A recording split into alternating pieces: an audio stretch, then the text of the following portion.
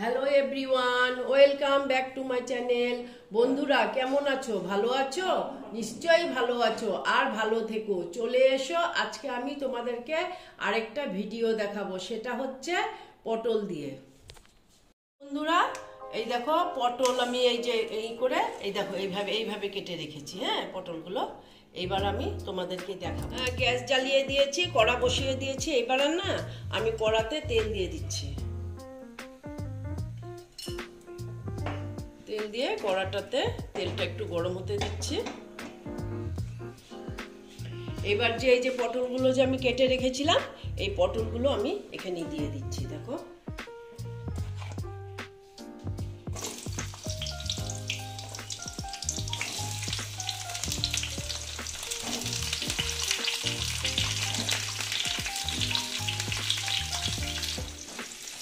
দেখো এটা আমি একটু ভেজে নেব। হ্যাঁ, আর এখন আমি ভাজার সময় এখানে একটু আমি হলুদ অ্যাড করব,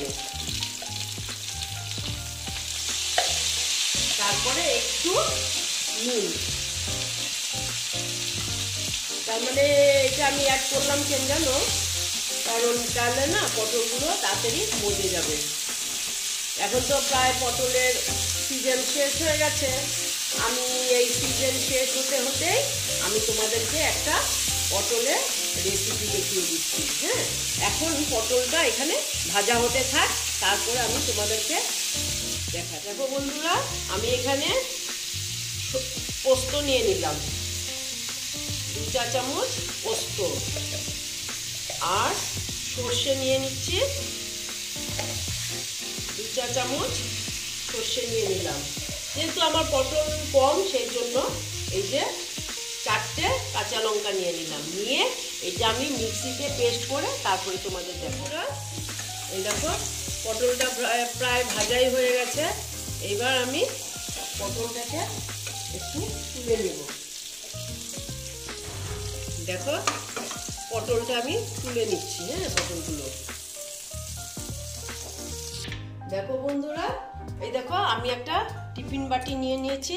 আর এই দেখো আমি যে এই যে সর্ষে পোস্ত আর এই যে কাঁচা লঙ্কা এই যে বেটেছিলাম, এটা এই যে এখানে এভাবে রেখে দিলাম। এটা আমি এখন এখানে দিয়ে দিলাম।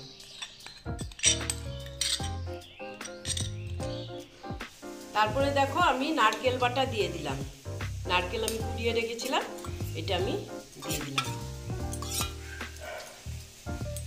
তারপরে দিচ্ছি আমি নুন। নুনটা আমি আগে দিয়েছি পটলে, ওই হিসাবে দিচ্ছি। তারপরে দিচ্ছি আমি হলুদটাও কম করে দিলাম। তারপরে দিচ্ছি ওই যে পটলগুলো যে ভেজে রেখেছিলাম, দেখো বন্ধুরা এই পটলগুলো আমি দিয়ে দিচ্ছি।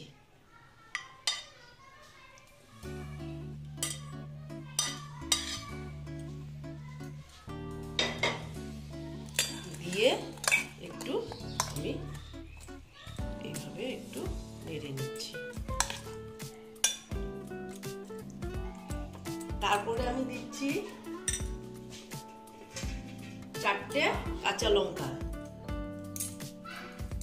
তারপরে আমি দিচ্ছি কাঁচা তেল।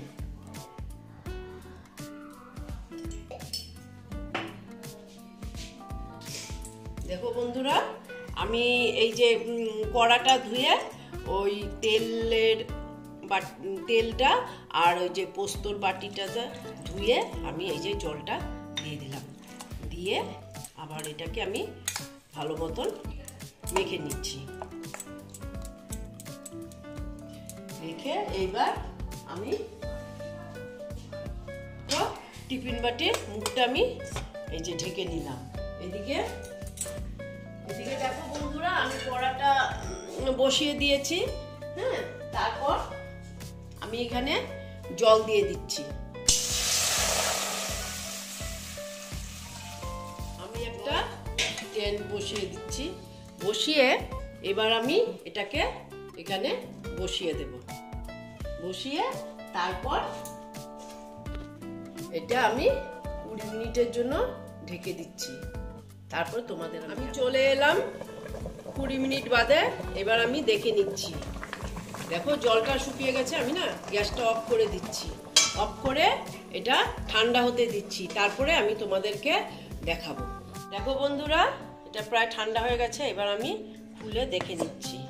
এই দেখো, এইবার আমি দেখতে দেখো কি সুন্দর হয়েছে। এবার আমি তোমাদেরকে সার্ভ করে দেখো। আমার পটল ভাপা কমপ্লিট হয়ে গেল।